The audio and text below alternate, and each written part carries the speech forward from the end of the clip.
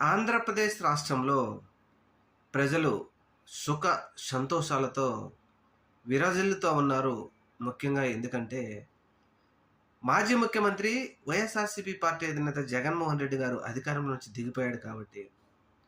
ఎందుకంటే జగన్మోహన్ రెడ్డి గారు వాలంటరీ వ్యవస్థను తీసుకొచ్చి ప్రతి ఇంటికి 6 గంటలకల్లా ప్రతి అవ్వకు పెన్షన్ 60 సంవత్సరాలు దాటిన ప్రతి అవ్వకు పెన్షన్ ఇవ్వాలి.